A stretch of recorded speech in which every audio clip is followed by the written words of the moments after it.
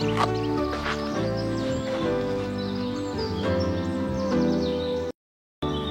gens du Nord ont été chantés par d'autres gens célèbres. Il paraît qu'ils ont le cœur gros comme ça. Les chansons disent quelquefois la vérité. J'ai d'ailleurs pu moi-même le constater, et si vous ne me croyez pas, montez donc, les portes sont grandes ouvertes. 4 portes au total, 4 balades fantastiques, exotiques, qui vous permettront de passer du sable du littoral au schiste des terrils. Vos yeux ne seront pas assez grands pour découvrir tout ce qu'il y a à voir.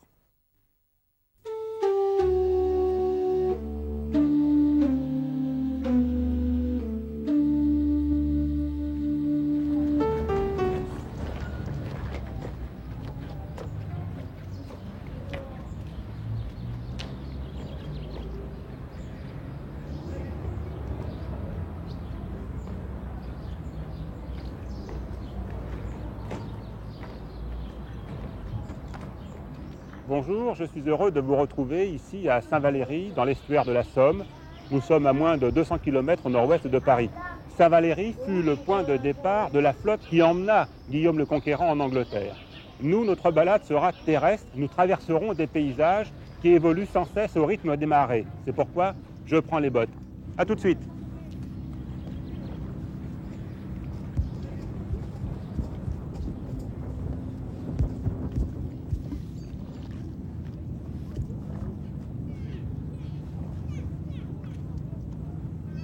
Bon appétit.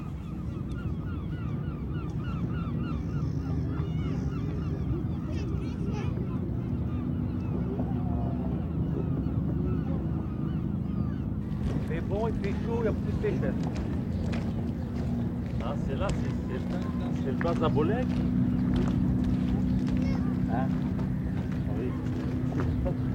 Ah, ça.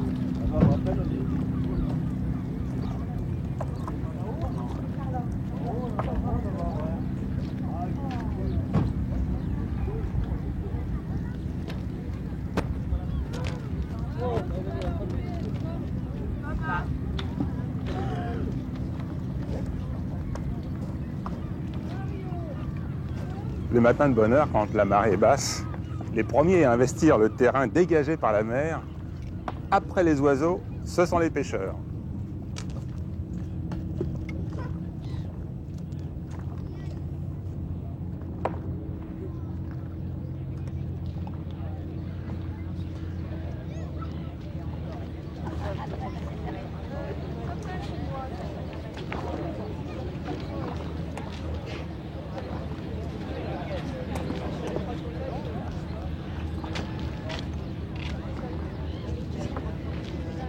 On le met au bout de la ligne et puis après on le racle.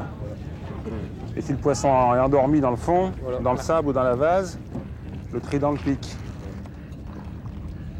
Alors ça c'est un engin de pêche bizarre quand même. Hein. Voilà, ouais, c'est le carnage, hein. Quand ils sont là, c'est le carnage. Mais c'est parce que si vous approchez un poisson et puis qu'il Voilà. détache, il va mourir 100 mètres plus loin.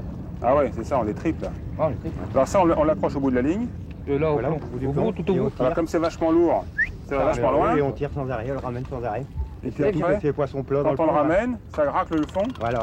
Faites voir comment Qu'est-ce ça qu'il y fait a dans le fond alors. Attendez, prochain tour. Le Il racle le poisson, fond, voilà. il racle. Et c'est admettons ça. ça c'est carrelé, il pique le carrelet comme ça. Voilà, le carlet qui est dans le fond, tac, ça le traverse. Donc c'est plus vraiment de la pêche ça. Non, c'est... Hein. Bah, vous allez les voir, pêchez au mille pattes. Ouais. Un mille pattes, c'est le verre plat avec plein de petites Bah, pattes. ils sont là. là, ils sont là. En fait, les néréides sont des vers qui habitent le milieu marin, bien sûr, mais ils sont pour ce milieu ce que sont les vers de terre pour les potagers. Ils vivent en très très grande quantité, quelquefois en colonies très denses. On peut les trouver à faible profondeur, mais également dans les profondeurs abyssales. Ce sont des animaux que l'on connaît dans le monde entier. On en trouve, je crois, à peu près 12 000 espèces différentes à l'échelle planétaire. Je crois que chez nous, en France, on en a à peu près 1000 espèces. On les reconnaît de toute façon très facilement parce que quand on se rapproche d'eux, quand on les regarde avec délicatesse, ils sont très fragiles. Donc quand on les prend dans les doigts, il ne faut pas les écraser. On se rend compte qu'ils sont constitués de segments et qu'à chaque segment correspond un appendice. C'est un ver donc qui est très repérable également parce qu'il est recouvert de soie. C'est un appât très fréquent, encore une fois, partout autour de la planète parce qu'il est facile à attraper. Il suffit de creuser le sol, creuser le sable, soulever la vase et on les rencontre souvent donc en très très grande quantité.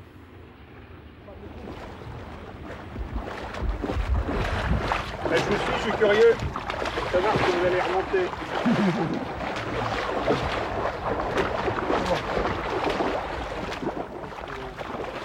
Oh putain! Ah bah dis donc, mais... Oh là là! Oh, elles sont superbes. Elles sont translucides dans le soleil. Les mouettes rieuses sont de la concurrence aux pêcheurs. Elles sont en train de manger des néréides. On reconnaît bien, les adultes, elles ont un masque sombre alors que les jeunes ont un masque très clair. Attention à la descente. Ici, je suis dans un chenal qui permet donc le passage de l'eau, du flux et du reflux. Quand la mer est haute, j'ai de l'eau par-dessus la tête. Alors attention, danger. Je vais aller voir ce qui se passe un petit peu plus haut dans la verdure. Il y a des gens qui ramassent quelque chose. On va aller voir quoi.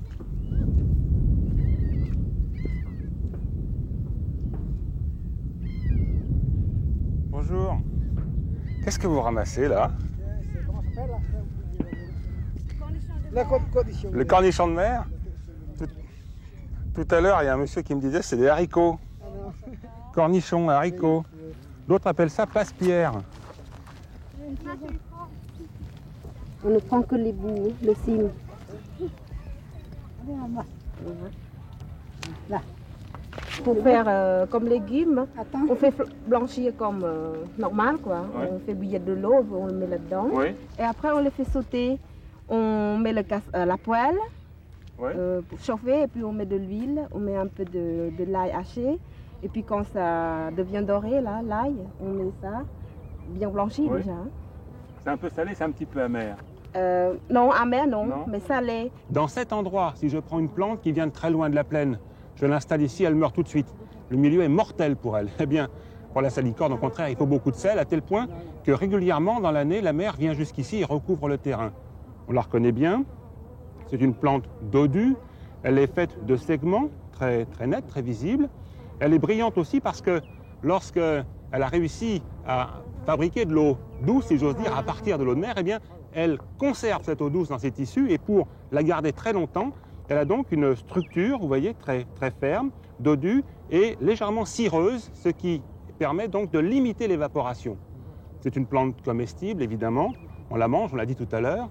Elle est quelquefois abondamment recherchée, donc dans certains endroits, elle devient rare. Il faut savoir que à cette période de l'année, elle n'a pas encore ses fleurs, je n'en vois pas, elles viendront un petit peu plus tard, donc fin juillet, et cela jusqu'en septembre. Et elle peut atteindre des dimensions assez importantes, puisque des touffes de salicorne de 60 cm, ce n'est pas quelque chose de rare.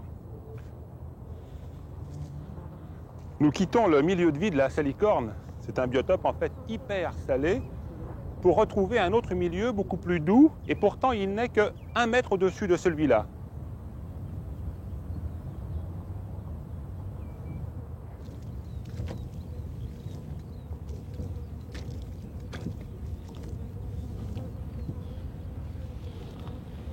Toutes les plantes que je foule encore en ce moment sont des plantes héliophytes. Elles vivent dans un milieu salé, mais beaucoup moins salé que le milieu qui accueille plus bas la salicorne. On voit surtout en ce moment une fleur violacée comme celle-ci. On l'appelle d'ailleurs le lilas de mer. C'est une plante qui est très belle, qui tient très bien lorsqu'on l'accueillit, ce qui fait qu'on l'a abondamment ramassée. Et aujourd'hui, elle se fait rare. Alors attention, il y a danger pour elle si on l'accueille davantage. Il est midi, nous sommes le 16 juillet, la chasse est ouverte, la chasse au gibier d'eau. Il y a des milliers de gens qui se promènent ici dans cette région, mais il y a aussi des milliers d'oiseaux qui sont en train en ce moment de se recevoir des plombs. Alors dans le paysage, je vous assure que ça choque et c'est tout à fait désagréable.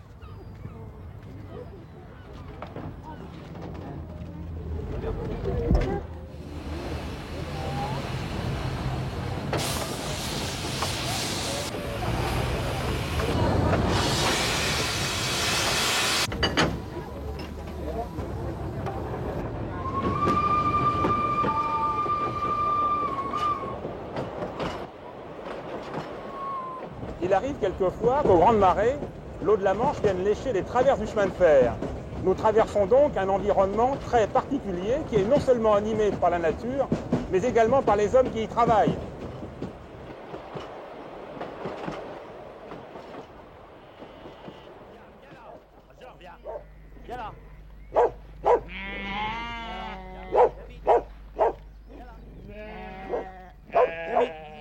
vous obéissent bien vos chiens. Oui, il le faut, hein, sinon le troupeau serait toujours en déroute là. C'est des chiennes? Ben, il y a une chienne et 2 chiens. Oh, dis donc, je vous vois de loin, là. Je vous entends aussi parce que vous avez la voix qui porte. Ah oui. Alors, voilà les moutons de Pré-Salé. Oui, ça c'est des moutons très salés. Et le berger de Pré-Salé. Vous êtes le seul, non? Non, il y a encore 2 autres bergers. Enfin, on est souvent 2 par troupeau, quoi. Oui. Hein, il y a la famille du pays, et puis Fleut, et puis Moitrel, quoi.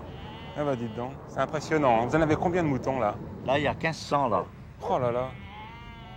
Pourquoi on les appelle de Pré-Salé? Ben, parce qu'ils mangent dans les prés salés. Hein. Et ça fait quoi, ça? La mer monte bien souvent, une fois par mois, sur l'herbe. Jusqu'ici? Ah bah oui, jusque là-bas la route. Hein. Jusqu'à la route? Ah, oui, Une oui. fois par mois? Ah oui. Ça donne du goût à la chair? Ah bah oui. Hein. La chair est beaucoup meilleure que les autres parce qu'ils mangent que de l'herbe salée, quoi. Enfin, salée. La mer a monté déjà dessus, quoi. Hein. Ouais, ouais. Oh, dites donc. Merci Au beaucoup. revoir, monsieur. Je vous laisse travailler et puis bonne Merci marche bien. alors avec vos Ben moutons. oui, merci. Au revoir.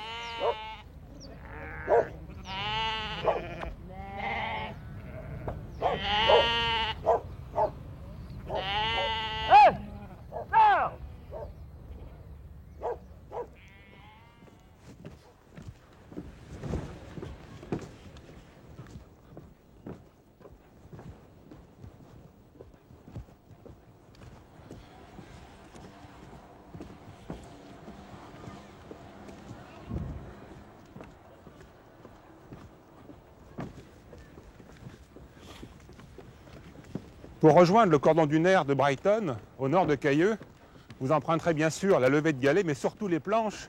C'est plus confortable et plus rapide.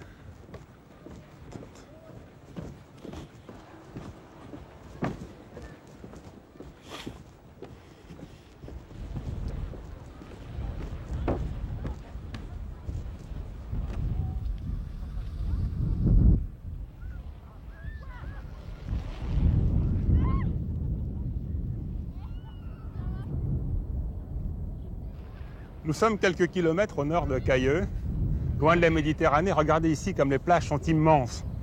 La mer, en effet, se retire à plusieurs kilomètres. Donc, il y a de la place pour se promener, pour se baigner, pour se reposer. Mais du coup, c'est une immense étendue de sable qui est découverte. Et quelquefois dans l'année, des vents violents arrachent ce sable et l'entraînent vers l'intérieur du pays. Ce sable se dépose sous la forme de dunes. C'est le cordon littoral.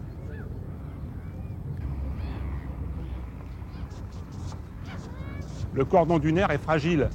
Il arrive que des paquets de mer le bousculent. Alors le sable, poussé par le vent, rentre à l'intérieur. Il est donc urgent de le stabiliser. Alors on dresse des filets.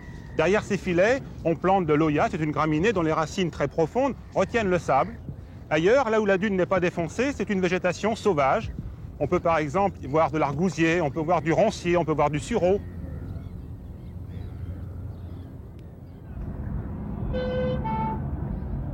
Regardez l'hélicoptère qui est en train de rabattre les baigneurs plus haut sur la plage parce que la marée monte et comme la mer est retirée très très loin, beaucoup de gens se laissent surprendre et là bien sûr il y a danger.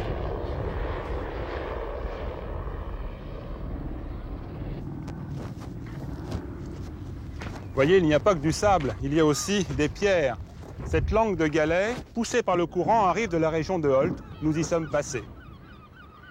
Il y a seulement, si j'ose dire, 100 millions d'années, existait dans mon dos un immense golfe qui recouvrait une grande partie nord-ouest de l'Europe. L'eau était chaude, il y avait là-dedans des petits animaux recouverts de calcaire. Ces animaux mouraient finalement. Ils tombaient dans le fond et comme ils étaient recouverts de calcaire, eh bien ces couches sont encore aujourd'hui visibles. Ce sont ces dizaines de mètres de craie que nous avons ici dans la région du Crotoy et dans la région de Holt.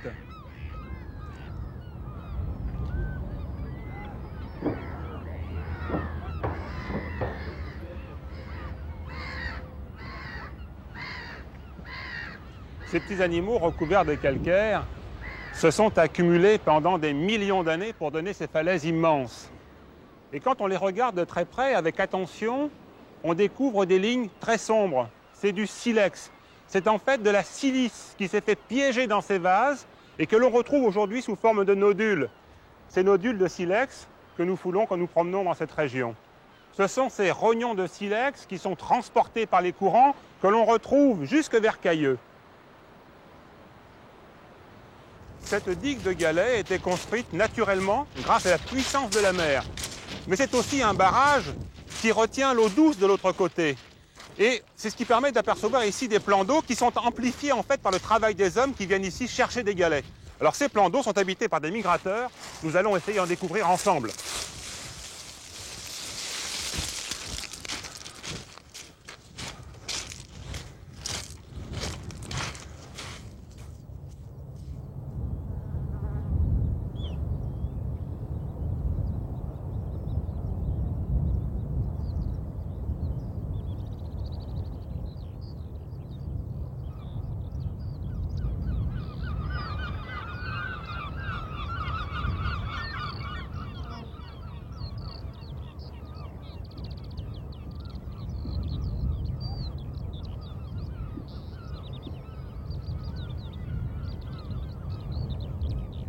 Les lapins de Garenne ont raison de creuser leur terrier dans cette dune envahie par l'Oya, parce que cette plante développe des racines très longues, très profondes, qui servent d'armature en fait au terrier, qui ne s'éboulent pas.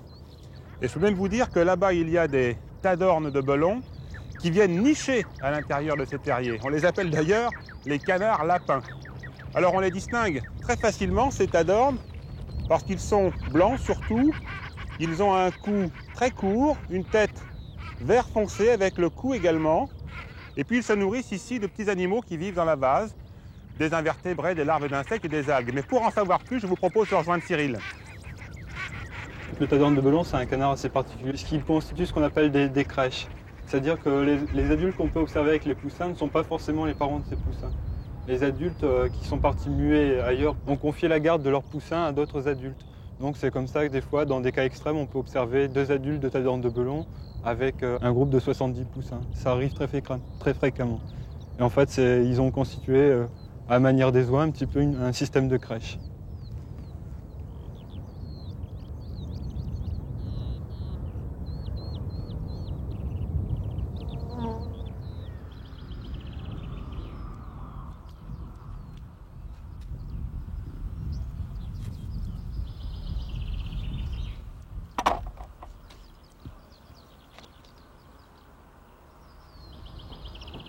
Dans 2 heures très précisément, un courant énorme va se former et va remonter le chenal.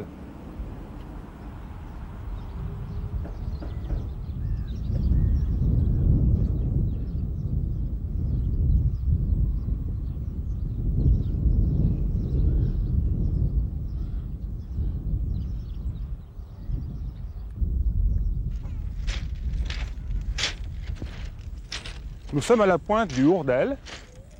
La mer est basse et nous allons en profiter pour vous montrer, avant de partir, quelque chose de très intéressant.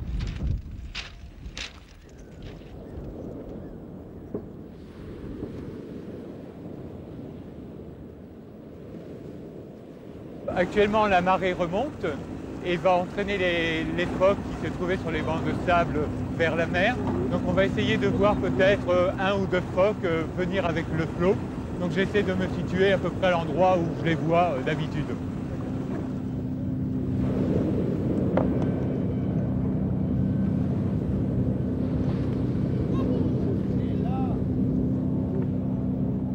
L'espèce qu'on a actuellement, c'est le phoque vaumarin. C'est un petit phoque, un phoque adulte, ça mesure 1m60, 1m70 pour une centaine de kilos pour un mâle.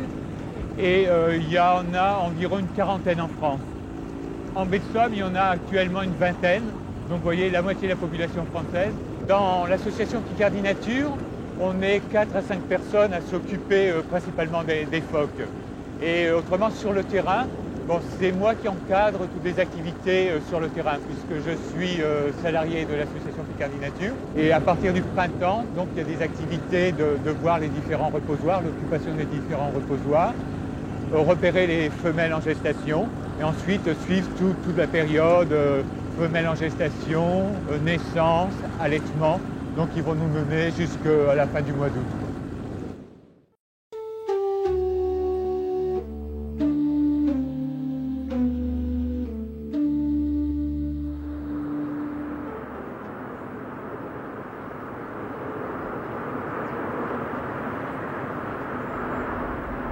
Bonjour.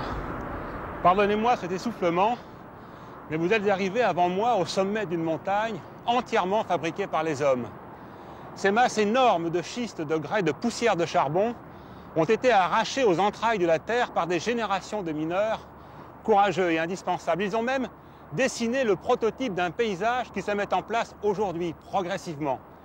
C'est dans ce paysage tout neuf que je vous emmène randonner, quelque part là-bas, derrière les corons.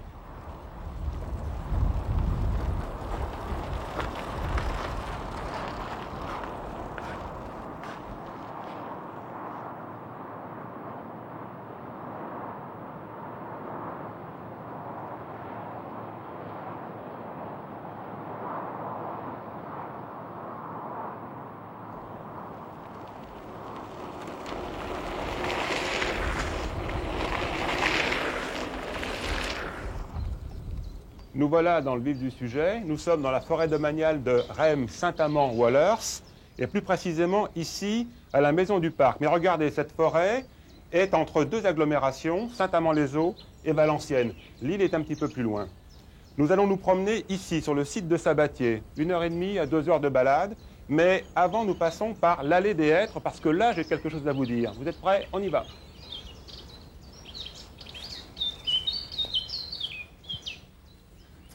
Cette forêt a été déboisée à presque 80% pendant la guerre de 14-18 par les troupes allemandes qui avaient besoin de bois pour étayer les tranchées. Heureusement, des îlots ont été protégés, sauvegardés, tout simplement parce que les houppiers masquaient, à la vue de l'aviation allemande, les cabanons de prisonniers qui étaient chargés de déforester. Alors ces grands arbres, ce sont des hêtres. Ils sont presque 2 fois centenaires. Et j'avoue que lorsque je m'approche d'eux, lorsque je les caresse, ils me font penser aux arbres émergents des forêts tropicales.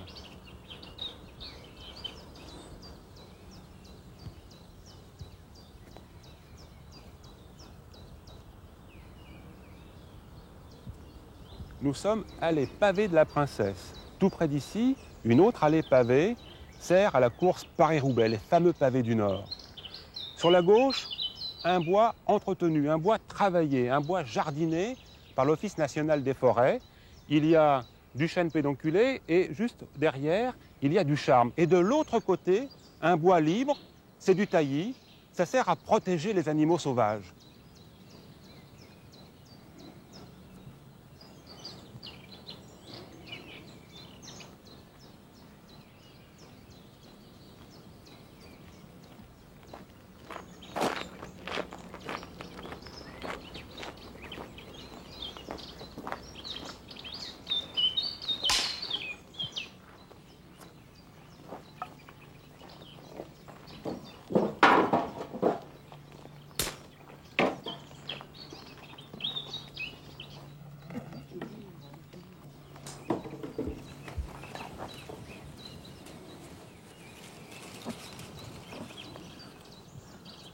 La forêt que nous traversons jouxte le plus grand bassin minier de France. Et si nous en profitions pour passer à l'assaut du plus grand terril du Valenciennois.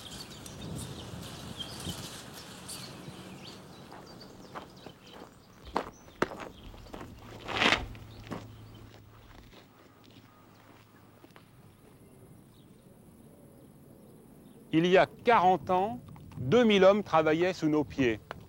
Aujourd'hui, la fosse Sabatier est fermée. Il ne reste plus, comme souvenir, que ce chevalement et le terril sur lequel nous sommes. Quand on parle du terril, on parle de roche stérile. Effectivement, il y a très peu de charbon dans cette roche. Il n'y a plus que du grès, que du schiste. Mais cette roche n'est pas stérile pour la végétation. Il y a des substances organiques qui permettent aux plantes de pousser. Et comme le terril est planté ici dans la forêt, eh bien les premières plantes à arriver, si j'ose dire, ce sont les arbres, les bouleaux, les premiers arbres pionniers, qui envahissent cet endroit, mais qui du coup stabilisent le terrain. Le terril est un milieu chaud et sec. Chaud, cela s'explique tout simplement parce que le schiste est sombre et ça devient très vite un véritable capteur solaire. Donc sur ce schiste poussent des végétaux qui sont bien à cet endroit, comme par exemple le serpolet, qui s'est implanté ici complètement naturellement. Alors il ne faut pas le cueillir, bien sûr, il ne faut pas le ramasser. Et je peux vous certifier qu'il sent très très bon. Longue vie au serpolet, ici à Sabatier.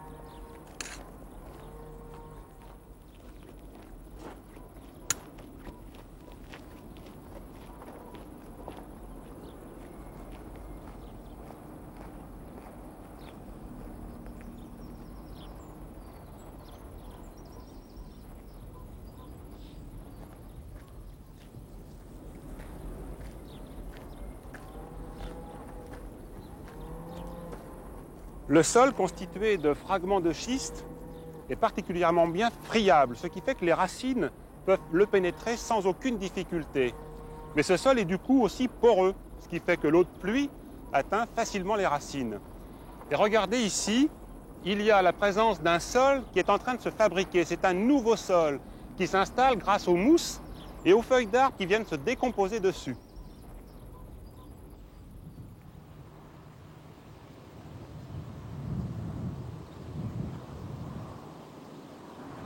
De cet endroit, on découvre le massif forestier d'origine, les terrils qui s'échappent des houppiers et les corons implantés en forêt.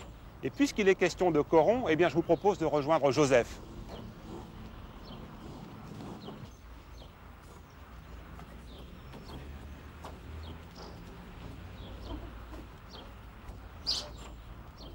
En voilà un, regardez.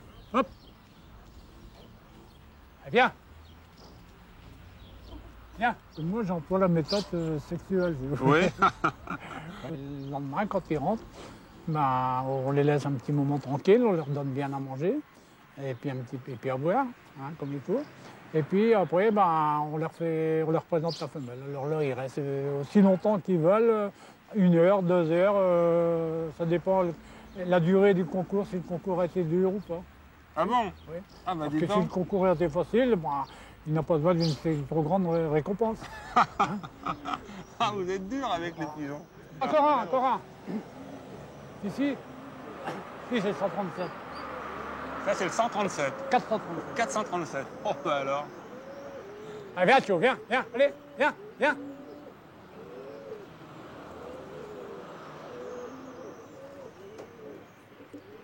437. Il y en a encore un. Viens. Alors, il faut vous dire que Joseph les aperçoit. Ça, c'est 142. C'est un point dans le ciel. Il sait que c'est le C'est 142. 142. Et c'est pas marqué sur les ailes, hein. Ah, ils arrivent Allez, ensemble. viens. Là, c'est 153. L'autre. Non, 157. 157, faut pas le dire. Donc finalement, pour gagner des concours, il faut avoir des mâles puissants et des femelles amoureuses. Ah oui, voilà. Ça, c'est une méthode. Oui. Alors, il ne faut surtout pas que les femelles s'accouplent ensemble. Oui. Parce que si les femelles s'accouplent ensemble, à ce moment-là, ils n'ont plus d'amour pour leur mâle. Et les mâles, ils ne font pas de prix. Ils sont plus motivés. Ah non, ils ne sont plus motivés. Non. Ah, il, bah, y a dis beaucoup, donc. il y a beaucoup de coulonneux qui ne font pas attention aussi à leurs femelles. Mais vous me disiez tout à l'heure qu'il y a des pigeons qui font plusieurs centaines de kilomètres comme ça pour retrouver la femelle. Ah oui, bah, des centaines, des 800-900 km. Alors dites-moi, il n'y a pas que le veuvage quand même pour stimuler les pigeons, il y a autre chose? Bon, bah, il y a les soins, et puis la tisane principalement. Ah, vous leur faites des tisanes? Oui, tous les lundis, les pigeons, ils ont de la tisane. Ils sont vernis, vos pigeons? Alors, de la tisane avec de la sauge. Après, il y a de la tanésie. On la voit, elle est en fleurs là-bas. Oui. Les fleurs jaunes. La tanésie, les feuilles, vous voyez, les feuilles, ça dépure le sang. Après, les têtes de tanésie, bah, c'est contre les vers. Contre les vers? Oui. Mais écoutez, c'est Surtout drôle. surtout quand ils sont en graines. Oui. Hein, oui. Mais les hommes utilisent les feuilles Oui. qu'ils réduisent en espèce de compote, de purée, enfin ils la hachent, Oui. puis ils les posent dans le bas du ventre, Oui. et ça, contre les vers, c'est radical. Oui. Mais c'est toxique hein, comme plante, il ne faut pas trop en abuser. Et au Moyen-Âge, son odeur est tellement forte qu'on l'utilisait lorsqu'on faisait de la nourriture, des gibiers faisandés. Ah oui. Parce que l'odeur était tellement repoussante qu'avec justement la tanésie, ça devenait comment dire, consommable. Oui, oui, Hein, oui. c'est une plante qui est connue depuis très très très longtemps. Hein. On l'utilise depuis longtemps. Il ne faut pas en abuser, hein, attention, danger. Après, je mets quelques branches d'autin. Vous leur faites un véritable cocktail, ça s'arrête là, Bah. non? Vous leur mettez encore autre chose? Non, du lamier blanc. Ah, le lamier blanc. Le lamier blanc, oui. On pousse le long des allées, lui le long des haies, le long des chemins. Oui, de l'autre côté dans le jardin.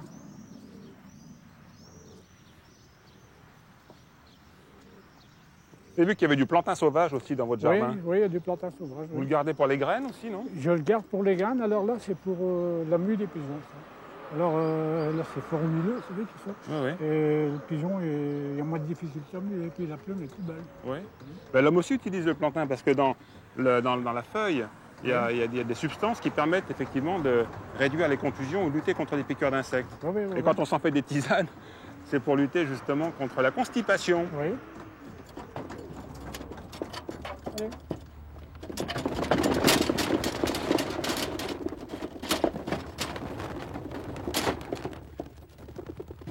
Voilà.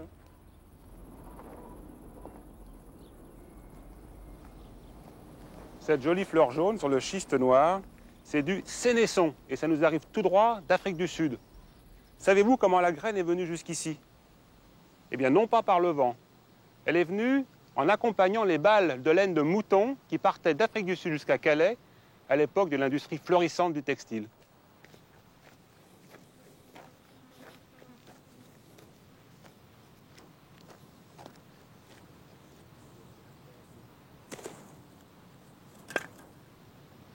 C'est un petit reptile, c'est un lézard des murailles qui a quitté les petits murs qui entourent les jardinets dans le Coron et qui est venu ici s'installer sur le terril. Bon, s'il s'installe là, c'est qu'il est bien. Et s'il est bien, c'est parce qu'il a de quoi manger. Il se nourrit entre autres d'une quantité de petits animaux, notamment des insectes, des larves d'insectes qui vivent ici sous les pierres, dans la végétation. C'est une petite femelle, regardez comme elle est très très fine, et quand on l'embête, eh bien elle se défend.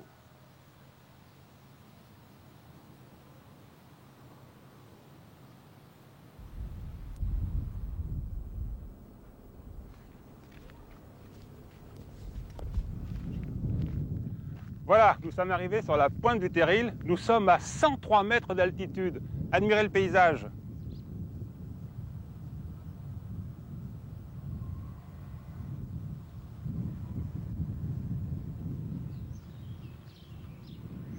Alors il y a des beaux voiliers aussi sur les terrils.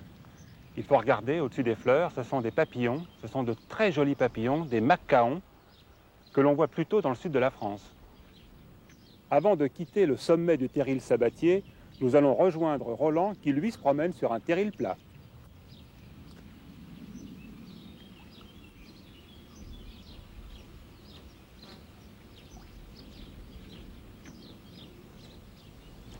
Non, mais quand je suis venu la première fois, moi, hein, il n'y avait pas de végétation pour dire presque rien, quoi. Et puis, c'est qu'on se trouve ici, on est sur la Lune, là. J'étais au mois d'août, il faisait calme, rien. On n'entendait aucun bruit. Hein. La nuit de chaleur, c'est pareil aussi. On n'était pas sur la Lune, on était sur un terril. C'est un terril. Un terril tout plat. Tout plat. Parce C'est que plutôt rare, c'est plutôt rare les terrils plats. Enfin, à votre accent, vous êtes du coin quand même. Hein? Ah oui? Ouais. Vos parents étaient mineurs, non? Non, cultivateur. Cultivateurs. Ouais. Qu'est-ce qui peut pousser sur un terril? Regarde, Rien? regarde. Et pourtant, regardez, il y a des fleurs jaunes Ah bah partout, oui, là. j'ai essayé de semer du maïs, tout ça, c'est jamais rien qui a poussé. Ça lève, ça brûle. Pourquoi? C'est trop chaud, là. Le sol est trop chaud? Ah oh. Et puis le rayonnement solaire, ça tue tout ça? Tout s'évapore, il n'y a plus de flotte, il n'y a plus rien, tout meurt. Hein. Tout est sec, Ah ouais, à cause de la chaleur. ça c'est la chaleur. Bah, je croyais qu'il faisait froid dans le nord. Ah bah, pour l'instant, il fait chaud. En fait, ce n'est pas une grosse trace, c'est 4 petites, les 2 pattes arrière et les 2 petites pattes de devant. Ça, c'est un lapin qui a mis ses traces, ses empreintes, juste après le moment de la pluie. Il y a un mois. Un mois. Maintenant, regardez. C'est bon, ici, il y a un lapin qui a fait des délaissés, là. C'est-à-dire c'est un mâle qui délimite son territoire. Les délaissés, c'est les crottes. C'est les croteurs. Hein.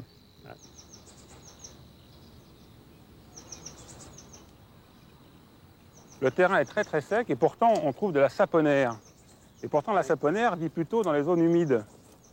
Elle s'est peut-être reconvertie, non? Elle s'est reconvertie, vous croyez? Elle s'est adaptée peut-être un peu? Ah ouais, Non, c'est ça. sûrement pas, elle n'a pas eu le temps. C'est même bizarre, ça. Vous savez ce qu'on fait avec la saponaire? Pas plus maintenant, hein. Mais grâce aux racines et grâce aux feuilles, eh bien, quand on les frotte très très fort dans l'eau, on dégage une espèce de mousse, ça fait du savon. Et autrefois, on nettoyait les tissus et les laines avec ça. Je vais reporter chez moi, je vais dire à ma femme, tu vas faire la ici avec ça. Ben, vous voyez, il faut venir les chercher ici alors. Hein.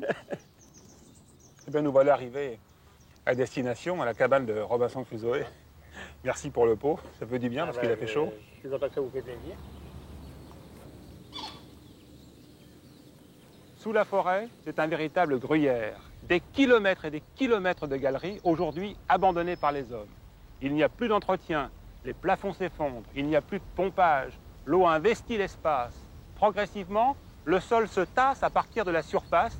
C'est ce qui est à l'origine des superbes étangs que nous pouvons rencontrer dans la forêt.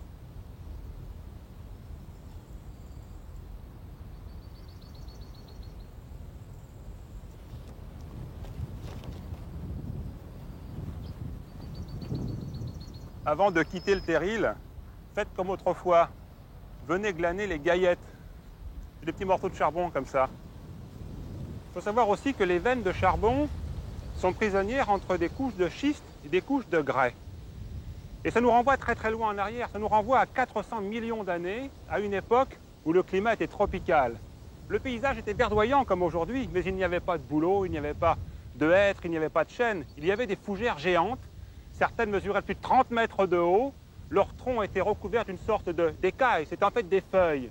Et figurez-vous que dans ce paysage énorme volaient des libellules de plus d'1 mètre d'envergure. J'ai la preuve de tout ça. Regardez ici dans le schiste, j'ai trouvé une trace de l'épidodendron et on voit très très bien les cicatrices des radicelles.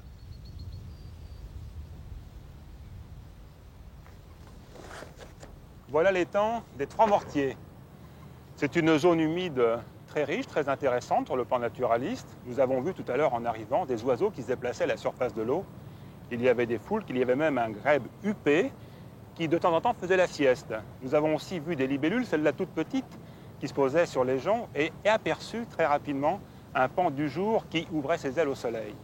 C'est en tout cas pour nous maintenant l'objectif de notre balade, c'est le point final de notre randonnée.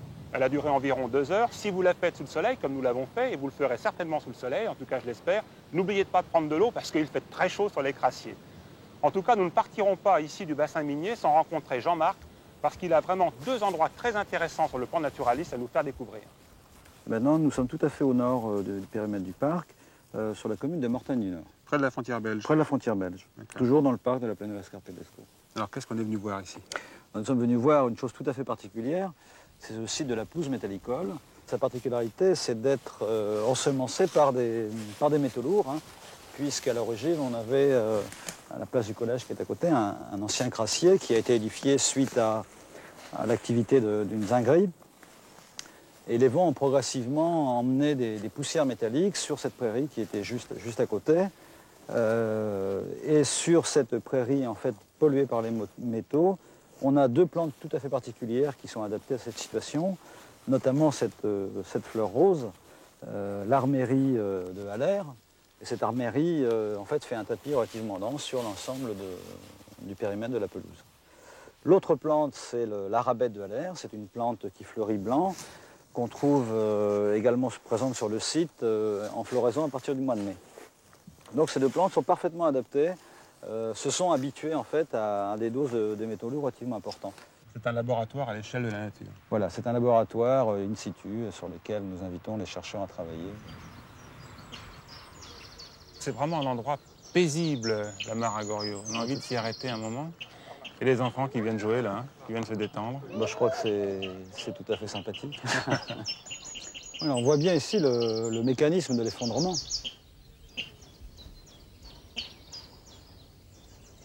Le sol s'est tassé. Les arbres qui étaient en place sur le milieu forestier se sont retrouvés les pieds dans l'eau, ont été asphyxiés par cette eau, donc sont de véritables squelettes. Et ces arbres progressivement tombent et vont refaire de la matière organique dans cet étang en formation. C'est du futur charbon? C'est du futur charbon, un cycle continuel.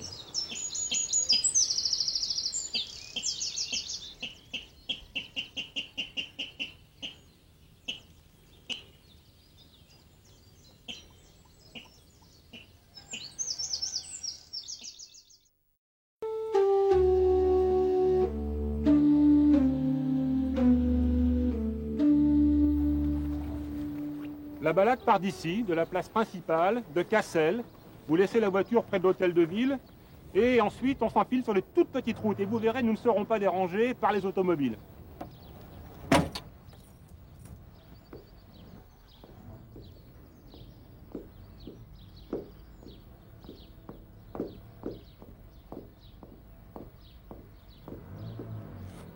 Nous venons à peine de faire 100 mètres et nous sommes déjà avec Cassel dans notre dos, en pleine campagne. Vous connaissez l'ortie? Eh bien, nous allons en parler. Regardez tout ce qu'il y a ici. La station est tout à fait intéressante.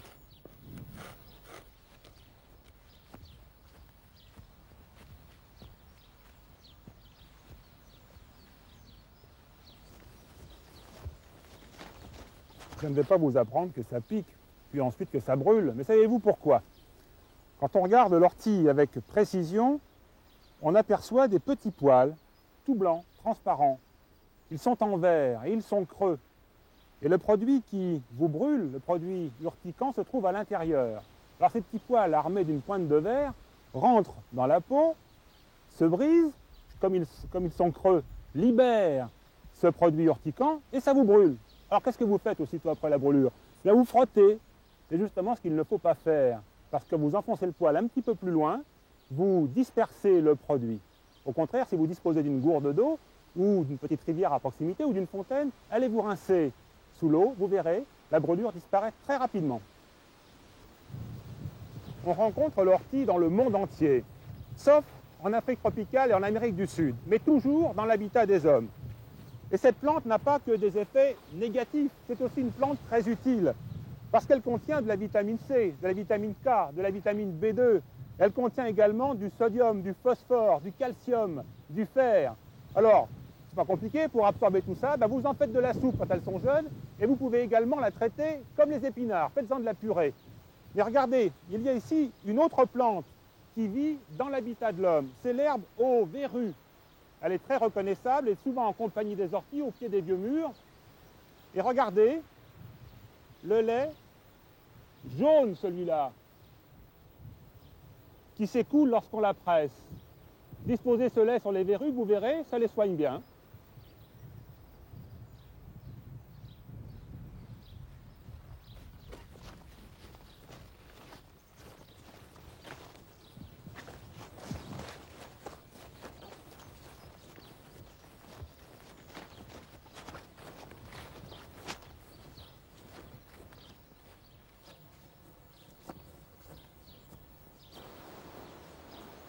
C'est quoi comme arbre? C'est un peu plié, ça? Ça, c'est un peu plié. Mais dites donc, il n'est pas tout jeune. Oh non, oh non, non, non. Vous l'avez vu planter, celui-là? Oh non. Non? Non, non, non, non. Quand vous êtes arrivé là, il était déjà planté? Oh, il était déjà, oh, oui, il était déjà, c'est costaud, hein. Mais il était creux comme ça? Ah non.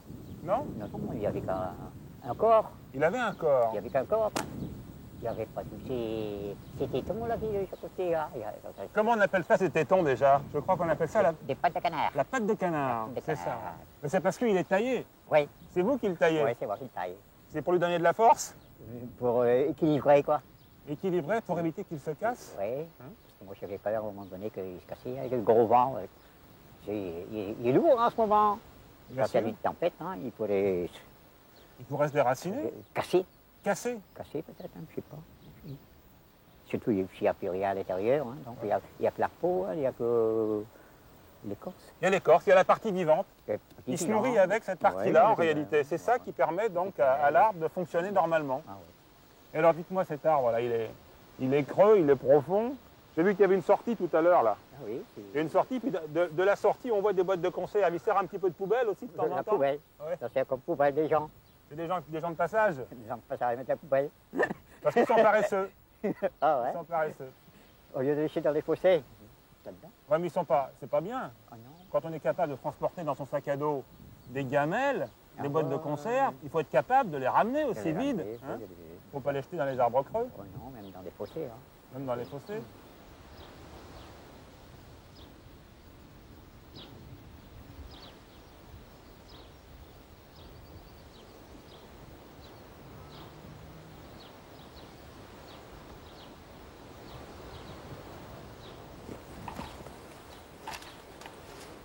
En plein mont de Flandre, la nature a réalisé un petit jardin. Regardez ces épilobes. Certaines des plantes qui sont là sont plus grandes que moi, 2,20 m, 2,30 m. Dans mon dos, un saule. Il est décoiffé par le vent et on aperçoit très bien ses feuilles argentées. Mais il n'y a pas que des saules, il y a aussi des prunelliers. On voit déjà les prunelles, il faudra attendre les premières gelées pour les récolter. Il y a aussi de l'aubépine Il y a plus loin un énorme frêne. C'est un petit paradis et dans le creux dans lequel je me trouve, le rayonnement solaire est intense, je ne sens pas le moindre souffle de vent.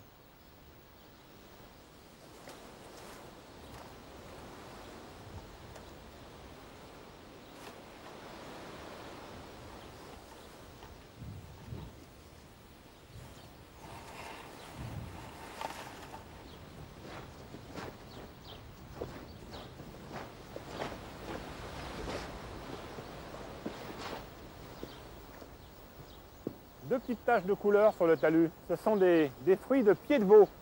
C'est une plante très toxique. Au beau milieu de l'été, le pied de veau ne montre que ses fruits. Ses feuilles ont disparu et je vous montrerai ses fleurs. Des fleurs que vous ne pourrez voir simplement qu'au printemps. Le long des haies, dans les bois clairs, il lui faut à la fois de l'humidité et peu de lumière. Alors, c'est un végétal extrêmement toxique. Il faut faire très très attention, ne le consommer surtout pas, d'une part parce qu'il est très mauvais, et puis d'autre part parce qu'il contient des quantités de produits très dangereux pour le cœur. Mais cela n'empêchait pas les anciens de l'utiliser. Ils le faisaient cuire et ils récoltaient l'amidon, qui servait évidemment à amidonner le col des chemises et les plastrons. Il n'y a pas très longtemps encore, en Allemagne, dans certaines provinces, les jeunes filles, les demoiselles, utilisaient les fruits pour se fabriquer du fard.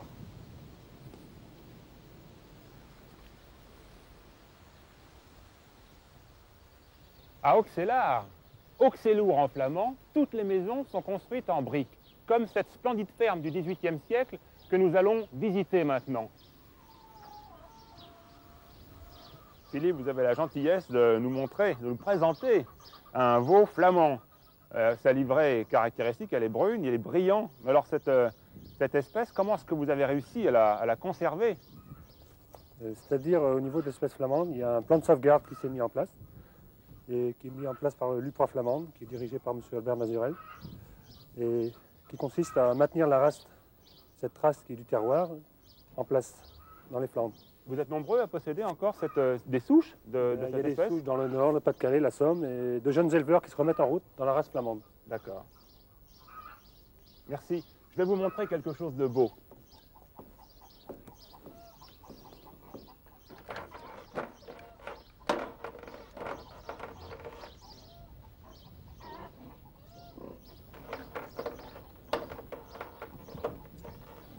C'est une fille, elle a 8 jours. Elle est toute rose, elle est charmante, elle est très propre et elle est parfumée. Mais je la ramène vite à sa maman parce qu'elle l'attend.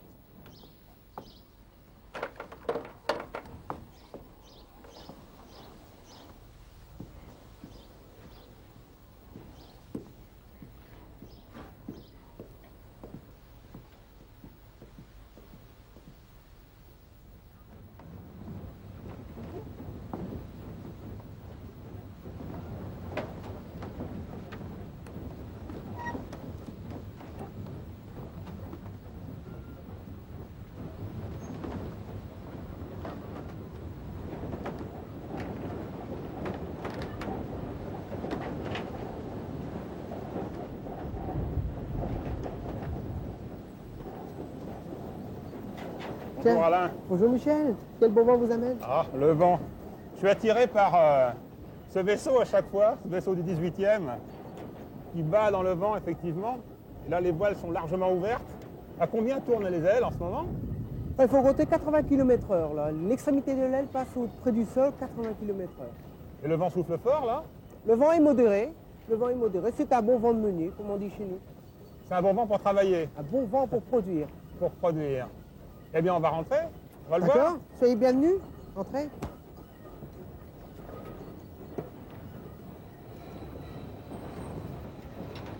Vous êtes un peu comme un marin dont le vaisseau serait fixe. D'abord, ça tangue. On utilise les mêmes termes, le vent, les voiles, les nœuds marins, les hublots, le gouvernail. Ce sont les mêmes termes. Et nous sommes ici, à Cassel plus qu'ailleurs, sous l'influence des vents de la mer. Toutes les parties travaillantes sont mues par l'énergie du vent.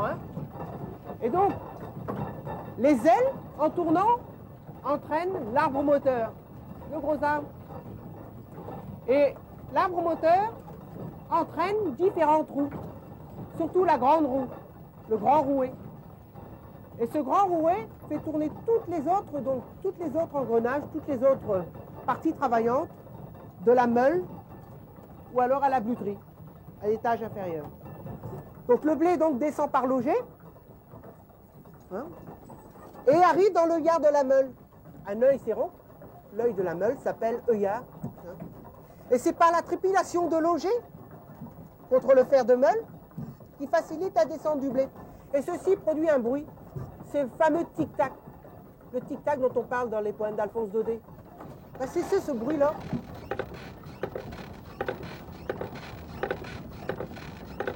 Alain, quand ça s'emballe comme en ce moment, vous avez quelques secondes pour intervenir. Vous êtes un petit peu comme le capitaine dans son navire. Oui. Qu'est-ce que vous faites? Il faut faire vite. Faut faire vite. Il faut faire vite. Il faut freiner le moulin.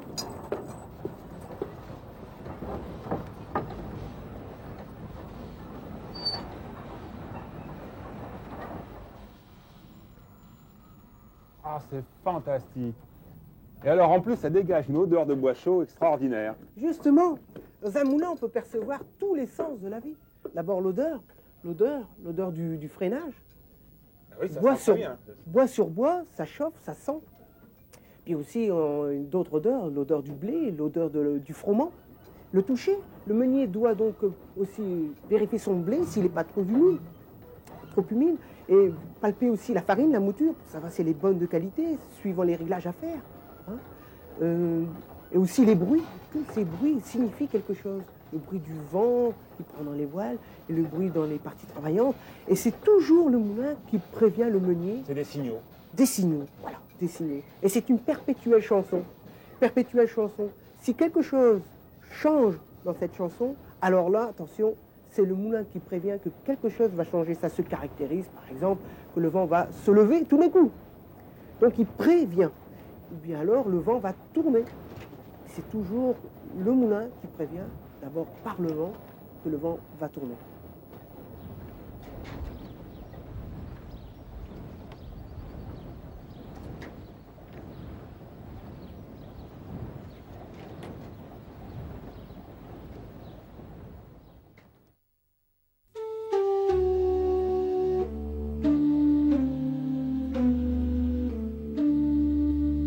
Transportons-nous 1500 ans en arrière.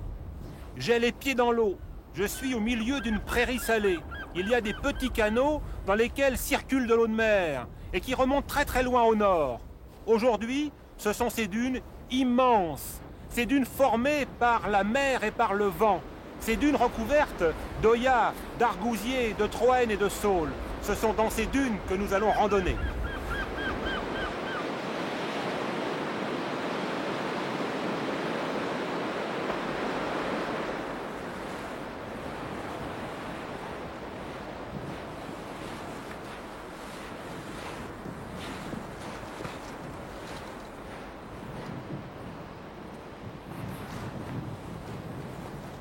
L'Oya est une graminée indispensable à ces dunes. Beaucoup de plants ont été amenés ici, je crois plus d'1 million. Et cela est très nécessaire parce qu'ils retiennent le sable, ils contiennent l'énergie du vent. Et en fait, cet œillat, je l'ai rencontré très loin d'ici, je l'ai rencontré jusque dans le sud du Portugal. Ce sont ces racines très longues, ramifiées, qui pénètrent profondément dans le sable, qui le retiennent, donc qui le consolident. Et au fur et à mesure que le sable monte, poussé par le vent, eh bien l'Oya grandit lui aussi. Mais comme vous pouvez le constater, ici, le vent est quelquefois beaucoup plus fort et son énergie arrive à arracher le sable, à le faire circuler entre les petites racines de cette Oya et à l'emmener plus loin. On est ici témoin d'une dune eh bien, qui s'abîme progressivement. Elle est détruite par la puissance du vent.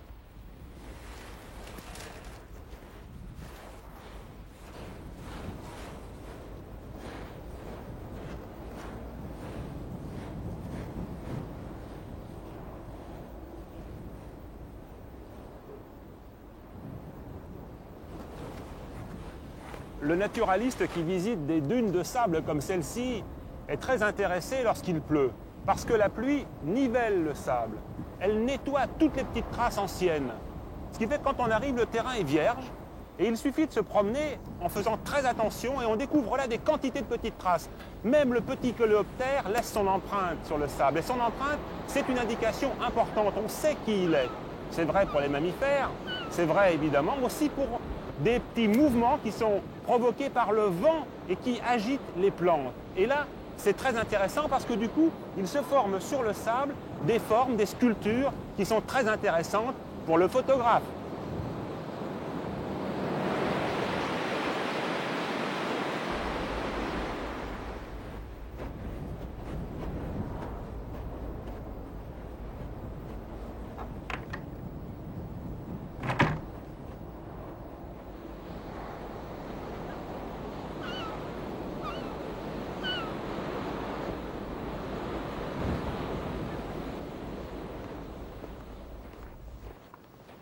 Il y a une cinquantaine d'années, l'armée allemande disposait ici un important réseau de fils de fer barbelés.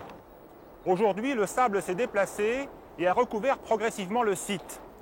Un saule rampant en a profité pour s'implanter sur la dune. Et maintenant, le vent reprend le sable et l'entraîne beaucoup plus loin, ce qui fait que le saule est menacé et du coup, les fils de fer réapparaissent en surface.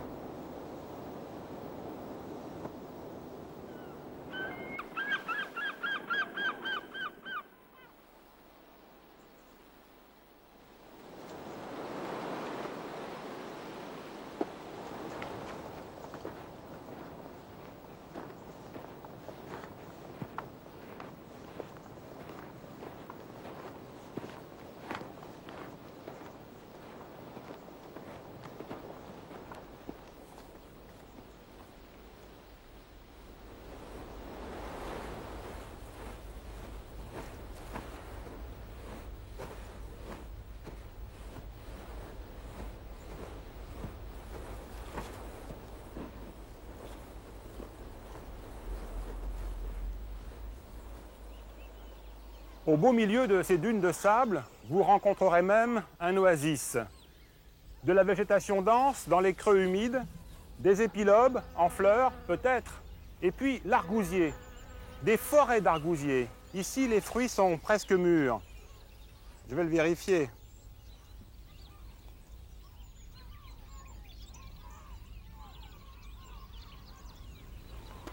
Ils sont encore un petit peu acides.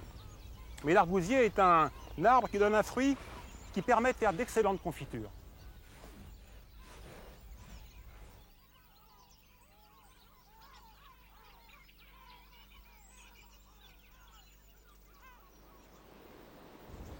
Des milliers de pins maritimes ont été plantés ici dans ces dunes pour les stabiliser. Ceci donne aujourd'hui de splendides pinettes qui vous apporteront l'ombre dont vous aurez besoin par grand soleil. Malheureusement, un grand nombre de ces pins ont disparu, victimes du vent marin. Ils ont carrément grillé.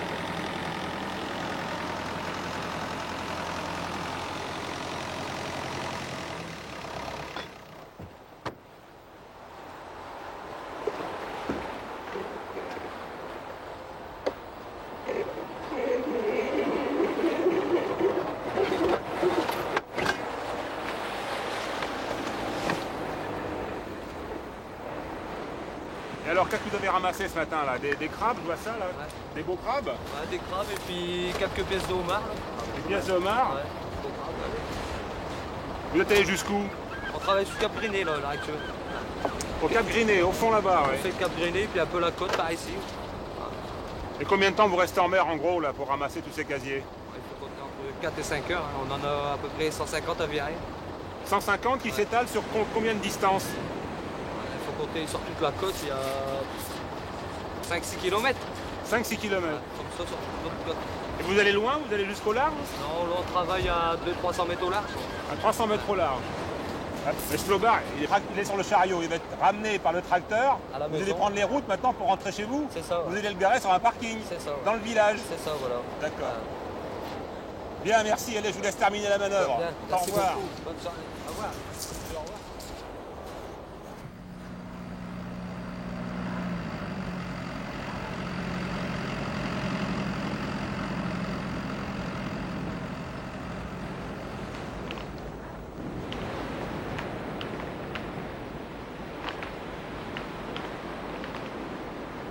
Il nous reste encore à remonter cette plage de galets jusqu'à la pointe aux oies. Mais nous ne pouvions pas partir sans regarder attentivement cette plante. Elle est tout à fait exceptionnelle. Il s'agit d'un chou marin. Regardez ces feuilles, vous allez les reconnaître, et faites-moi confiance, c'est bien l'odeur du chou. Eh bien, figurez-vous que cette plante arrive à vivre ici avec presque rien, simplement à l'aide de la décomposition organique, végétale ou animale, portée par le vent ou par la mer. Avouez quand même que c'est une plante parfaitement adaptée à cette levée de galets.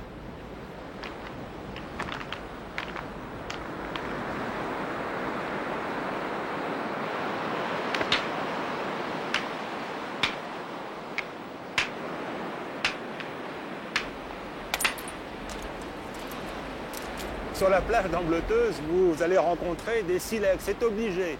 Ce sont de superbes rognons qui ont été arrachés par la mer aux falaises et vous les retrouvez là. Alors, c'est une très jolie matière. Celle-ci est très sombre, elle est translucide. Vous pouvez en détacher des lames et pourquoi pas rêver à ces hommes préhistoriques qui savaient travailler la matière au point d'en faire des outils très performants.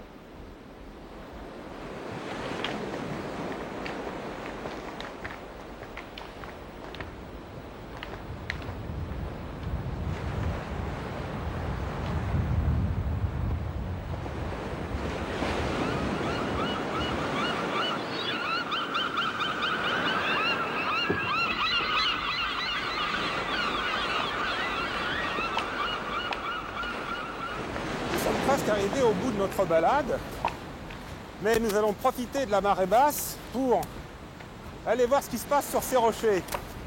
Il y a plein de gens qui sont en train de chercher, de fouiller. On va essayer de comprendre ce qui se passe.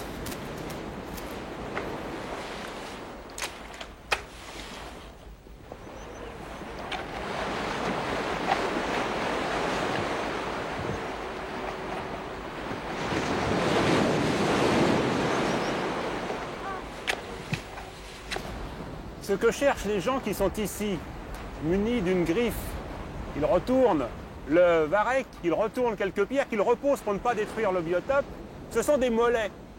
Je viens d'en trouver. Les mollets, c'est quoi? Ce sont des petits crabes, la plupart du temps, qui viennent de muer, qui donc ont une carapace toute molle. Il leur faudra encore un petit moment pour durcir leur carapace. Eh bien, ces pauvres mollets vont servir d'appât pour pêcher le bar.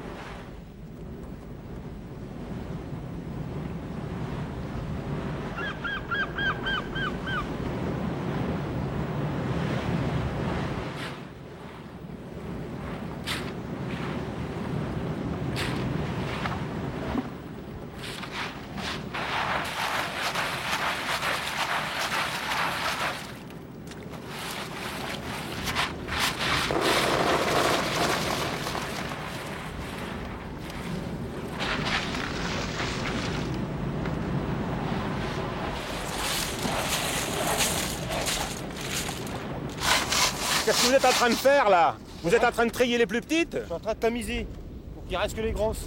Il reste que les grosses. Ouais. tous les petits qui passent à travers le tamis. Ouais. Et ça, c'est toute la moule tirée du rocher, là. La pâte aux gens, ouais. La pâte aux gens. Alors, dites donc, c'est votre métier, alors? Ouais. Et depuis 18 ans. Depuis 18 ans? Bah, ça conserve, hein. Ouais. Vous avez l'air d'avoir la forme, là. Bah ouais, mais enfin, il y a des jours, c'est dur quand même, hein. Avec le temps, tout ça. On sort tous les reins pour porter les sacs, tout ça. Hein. Et tous les jours, vous sortez? Ouais, tous les jours, hein. On suit les marées. Des fois, on fait 2 marées, matin et soir. Alors, on démarre à 4h du matin, puis on fait la marée de l'après-midi à 4h.